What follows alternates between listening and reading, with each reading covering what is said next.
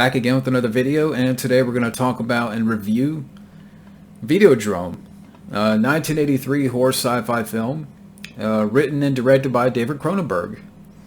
And this film was recommended in the stream, and I figured, why not go back and rewatch it?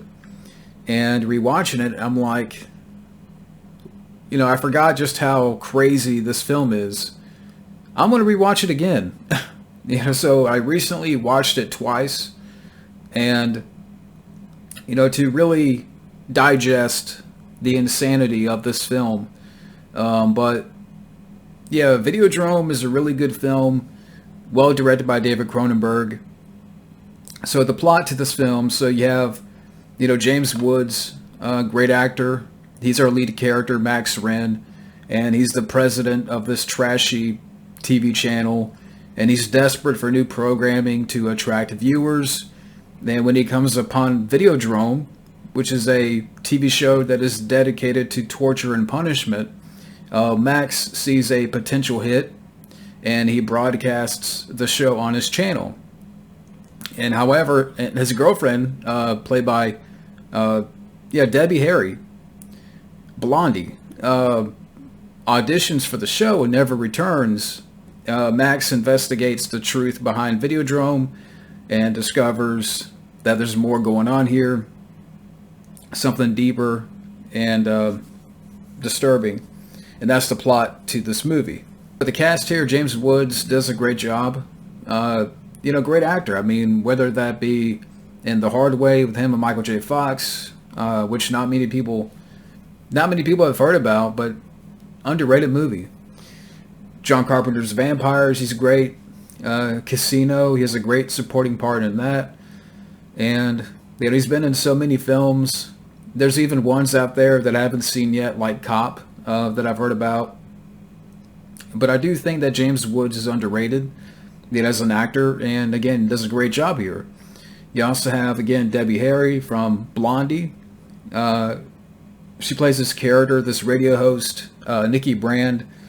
I thought she was good too, and she's beautiful to look at, I must say.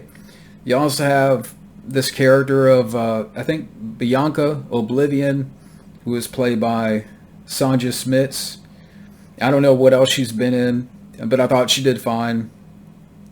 You also have Peter Dvorsky, who plays the buddy of James Woods' character in the film, and he's a type of guy that can intercept broadcasts, and unfortunately he's passed away.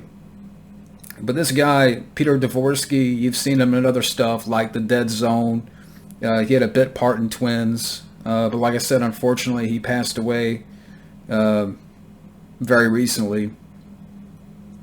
You also have Leslie Carlson as the character of Barry Convex, who has been secretly working with James Woods' buddy to expose him to Videodrome. And I thought he was good too. And this guy, I've seen him before in other stuff, but he was actually in A Christmas Story. He was the guy that sells the Christmas tree to Darren McGavin. He was also in The Fly. So he would go on to work with David Cronenberg again. Unfortunately, he's passed away as well, but I thought he was good in the film. And in fact, a little side note, the character of Barry Convex was inspired by televangelist Jim Bakker, and you can kind of see that, with that character. Other people in the cast, let me see here. You have the character of Brian Oblivion, who's this analyst on TV and philosopher that is talking to James Woods' character, and he's played by Jack Creeley. I don't know what else, what else this guy's been in, but I thought he was good in the film. As far as other stuff here, I didn't mind the score by Howard Shore. I thought it was a good score, and this guy would go on to compose other films too, like The Fly and Silence of the Lambs. So a good composer. Great special effects by Rick Baker. I think, to me, that's one of the highlights of the movie. Just some of the crazy practical effects that you see throughout the film. And you wonder, how does David Cronenberg, come up with this stuff? I mean, for example, you got the scenes with James Woods' character. He has this like slit in his stomach where the Barry Korvek's character would stick this tape into his stomach, and it would program James Woods to, be a slave. And there's other shots too in the movie where you would have Debbie Harry on the TV, and she's being very seductive, and James Woods, sticks his head inside the TV in that very iconic shot. And you got this shot right here. Oh, with the gun coming through the TV. Again, well done.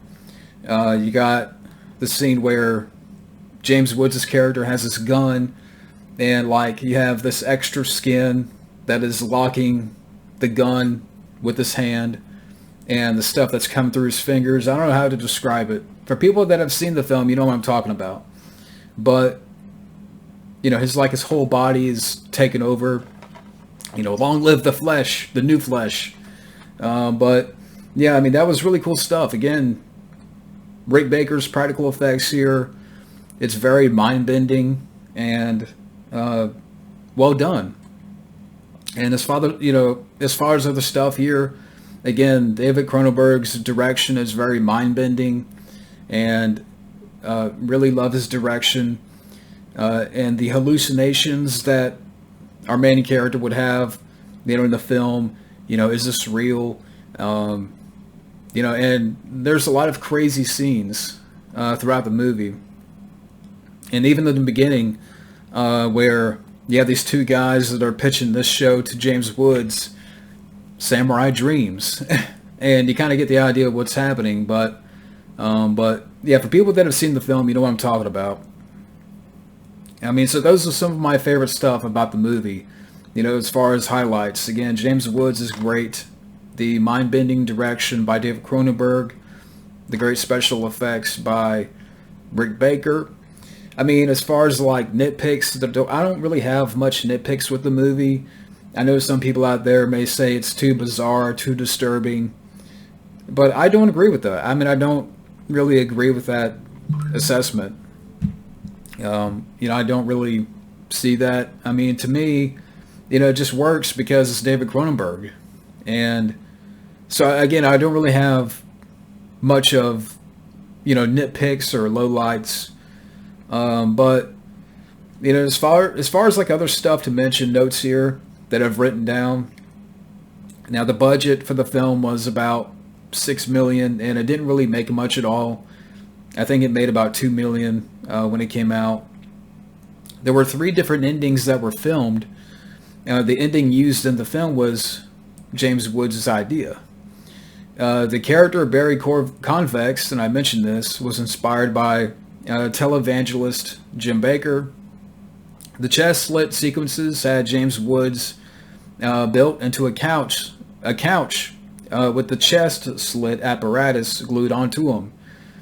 Woods swore he would never work with anything that had to be glued onto him ever again. And during filming those sequences with the flesh gun, which it fired bursts of cold and vaporous gas, Woods played a prank on David Cronenberg by smearing his real hand with blue paint and pretending he had frostbite. So that, yeah, apparently James Woods was pulling pranks on set. The majority of the trailer was created with a Commodore 64 computer. Thought that was interesting. In the beginning, the guy David Subachi, who appears here briefly as a Japanese porn dealer, later became a minister in the Ontario government. And his appearance in this controversial film as a pornographer was exploited by his opposition. So again, interesting stuff here. And overall, Videodrome, again, it's a really well-made film. Definitely, bizarre. And I think it's one of these movies that, if you're going to watch it, go back and watch it again. Because it's going to take, I think for me, like, I had to go back and watch it again because there's a lot of insane stuff that happens, and I know there's a lot of people will point out there's a lot of philosophical stuff and themes with this movie, and you can see that. I mean, in the plot, in the characters, and what have you. But I do really like this movie. I mean, in regards to David Cronenberg, I'm going to put The Fly above this movie. I much prefer The Fly. And there's other films that he's done that I haven't seen yet. But Videodrome is a great one. And again, it's really good performance by James Woods. Great special effects. It's not a long movie at all. It's, an hour and 20 some minutes. So again, it's not a long movie. But there's a lot of great, trippy, mind-bending direction here and really interesting ideas. So, yeah, if you haven't seen Videodrome, definitely give it a watch. But that's my review for now on Videodrome. Thank you for watching, and have a good day.